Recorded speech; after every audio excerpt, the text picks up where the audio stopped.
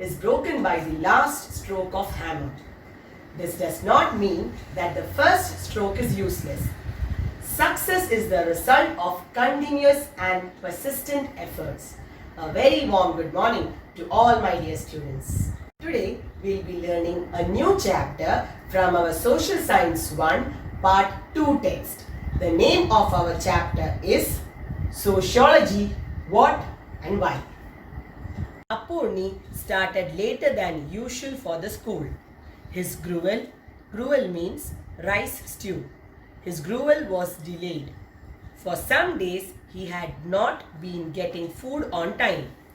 All the paddy had been utilized completely. Valya Mama sold all the paddy in the granary to the truckers. When asked for paddy, he would mouth only bad words, so he disgusting to hear. He would be rarely at home. If he went to Pundotam, then he would return only after plucking arecanuts and coconuts. He behaved as if taking care of the household was not all his responsibility. Kutta Mama also is no better. He also is not bothered about providing food for the family. When he comes home, if there is no food on time, he scolds Meenakshi Edthi. It is she who borrows paddy and rice from the neighboring houses. She often murmurs, "It's all my fate." Here, these lines are taken from the novel Nalukettu, written by the famous writer M.T. Vasudevan Nair. Here, the changes in the customs of the joint family system in Kerala are depicted from the view of a child. Ancestral homes were becoming more and more helpless in managing financial crisis. Big joint families might have received profit due to the rise in price of their leftover paddy. However, this also became the cause for fights and difference of opinion in the family. Regarding small joint families, the abolition of slavery, the rise in the wages of laborer and the rise in the price of paddy weakened the financial condition. Moreover, members of the ancestral homes gave importance to their self-interest more than the interests of the joint family. Here, the decline of Nair dominance are the findings of Robin Jeffrey, a sociologist. He has mentioned about how the ancestral homes and the big joint families started fights and had differences of opinion among the family members. Due to the financial crisis, the members of the ancestral homes gave importance to their self-interest than the interest of the joint family. Even though M.D. Vasudevan Nair and Robin Jeffrey are dealing with the same topic, their observations are completely different. In Nalukettu, it is the personal experience and imagination of M.T. Vasudevan Nair, whereas Robin Jeffrey came to his conclusions after analyzing the collected data in a scientific way. Now, let us study the difference in ways adopted by M.T. Vasudevan Nair and Robin Jeffrey. Nalukettu is a literary genre novel. That is, Nalukettu is a distinctive type of category or type of literary composition, whereas Robin Jeffrey's writings were based on research study. Nalukettu is an imaginative novel, whereas Robin Jeffrey's novel is objective. Nalukettu is full of human emotions, whereas Robin Jeffrey's writings are full of logical analysis. Now, let us study the difference between creative writing and scientific study of sociology. Under creative writing, writing is based on imagination and creativity, whereas social issues and subjects are analyzed scientifically under the study of sociology. Under creative writing, social events are depicted on artistic values, whereas social conditions are analyzed on the basis of cause-effect relationship under the study of sociology. Under creative writing, the goal is appreciation, whereas the society is objectively analyzed under the study of sociology. Different branches of knowledge have emerged and developed for the enquiry of socio-economic changes, which are the various levels of complex social life and the influence of social life on individuals and the groups. The different branches of social science are history, geography, economics, political science, anthropology and psychology. The table here shows the names of the branches of social science connected with them. Firstly, study of economic activities is called economics. Enquiry into the past and the culture is the study related to history. Study of the state and the rights of the people is related to political science. Study of the origin and racial evolution of man is related to anthropology. And finally, the study of human mind and behavior is related to psychology. Now, let us learn the definition of sociology. Sociology is a subject which undertakes comprehensive study of the relation between man and his social environment. So, what is sociology? Sociology is a subject which undertakes the comprehensive study of the relation between man and his social environment. Social issues in France after the French Revolution led to the rise of sociology. The 19th century is known as the age of revolutions. 3 revolutions gave way for the emergence of sociology. They were, first one, the Renaissance or Scientific Revolution, second one, French Revolution, and third one, the Industrial Revolution. Auguste Comte, a French thinker, is regarded as the father of sociology. Herbert Spencer, a thinker, used Charles Darwin's The Theory of Evolution for the study of the society. Thinkers like Karl Marx, Émile Durkheim, Max Weber have made important contributions to the development of sociology. Now, let us learn how did sociology emerge or start in India. Study of sociology started in India during the beginning of the 20th century. The Department for Sociology was first set up in the University of Bombay. G.S. Kure, A.R. Desai, S.C. Dubey, M.N. Srinivas and D.P. Mukherjee have made great contributions to the study of sociology in India. What is sociology? Sociology is the scientific study of the social aspects of human life. Now, what do you understand from the definition of sociology? First one, sociology studies human life. Second one, study of relation between man and his social environment. And finally, the study of social issues scientifically. Thus, sociology is the scientific study of mutual relationship between man and his environment. Now, let us see why is the study of sociology important. Firstly, sociology helps in formulating the right attitude and actions towards the society.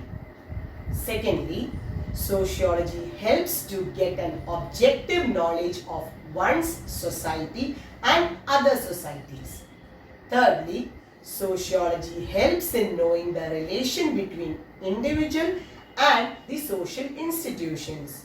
Fourth one, sociology helps in studying social problems accurately. Fifthly, sociology helps in finding solutions for social problems. Sixth one, sociology helps in benefiting the social planning and development. And seventh one, sociology helps in providing guidance to social measures by conducting studies on the backward sections, the exploited and the people who have faced discrimination and hatred, and to become a guiding light to social welfare activities. Let us learn the areas in sociology. Sociology is not only the study of interrelationship between individuals and the events, but also the study of problems like unemployment, communal fights, problems of the villages and poverty. The main areas of sociology are social institutions, social groups, social relations, socialization, social control, communities, social changes, social problems, social development and social planning. So once again, which are the main areas of sociology? Social institutions, social groups, social relations, socialization, social control, communities, social changes, social problems, social development and social planning. Now, let us study the different methods used for studying sociology. The different methods used for studying sociology are social survey, interview, observation and case study. So once again, which are the different methods used for studying sociology? They are social survey, interview, observation and case study. Now let us study these methods in detail. Firstly, social survey. Here, census includes the total process of collecting, compiling, analyzing, evaluating, publishing and disseminating statistical data regarding the population and housing and their geographical location. Population characteristics include demographic, social and economic data and are provided as of a particular date. Survey method helps to formulate a comprehensive outlook on the theme under study based on the data is collected from a selected group of people. Regarding data collection, under survey method, the data is to be collected from a larger population, whereas census is not practical in sociological studies as data is not collected from all the people under study, but instead the data is taken from a selected group of people. Such a study of data are called sample survey. Data is collected through social media and telephone. Usually, questionnaire is used in social surveys. A set of questions which the researchers use to collect data is called a questionnaire. Here, questions are given to respondents who are a group under study from whom data is to be collected. This study is carried out using the respondents' responses in the questionnaire. Moving on to interview. An interview is an important method which is used to collect information orally in sociology. It is a talk between the interviewer and the interviewee. It is a method which helps to know and analyze the attitudes, views, beliefs and the habits of the individuals. Now, let us see what are the things to be kept in mind in an interview. They are identifying the correct person, formulating an idea of the information to be collected, to prepare suitable questions, effective communication, time management, and to arrange the collected data and preparing the report. Let us study the difference between an interview and a questionnaire. Under interview, information is collected orally, whereas under questionnaire, information is given in writing. In an interview, the researcher records data, whereas in questionnaire, the respondent records the data. In an interview, data collection is time consuming and costly, whereas in questionnaire, data collected is less cost effective and can be collected quickly. In an interview, there is a cordial relationship between the interviewer and the interviewee. Whereas in questionnaire, there is no cordial relationship between the respondent and the one who collects the data. Now, moving on to observation. The basic method of studying sociology is observation. Observation is more relevant where methods like interview are not practical. Observation is a method by which whatever is seen, heard and experienced is recorded truthfully, and thus the information collected directly helps in correct assessment. Now, there are two types of observations.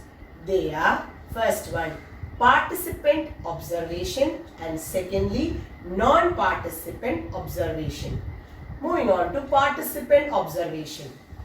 Participant observation is a study in which the researcher collects information directly from the area under study.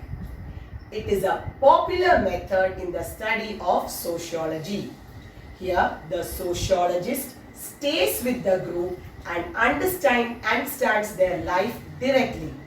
He learns their language and culture and becomes a part of their day-to-day life.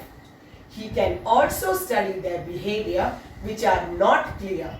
Such a method is known as field work. Such type of method is mostly used by the anthropologist to study early human societies. Now, moving on to non-participant observation. In non-participant observation, the researcher does not stay with the group under study. They are observed from outside. Finally, case study. Case study is a deep study on rare and different social phenomena and problems. Case study will be exact and comprehensive. The topic which is under study using the case study method is called a case, which is a detailed study of a case, and so it is called a case study. Case study is used in sociology for collecting data. Different research methods are used to make a deep and vast study of the different aspects of today's complex society. Sociology is a branch of science which is effective in day-to-day matters of the current society. Sociologists who are experienced in research are needed in the fields like administration and planning. It is applicable in commerce, town planning, advertisements, media, and educational activities. Thus, sociology helps in giving a fundamental idea of social life by broadening our views. Children, that's all for today. Thank you. Stay home, stay safe.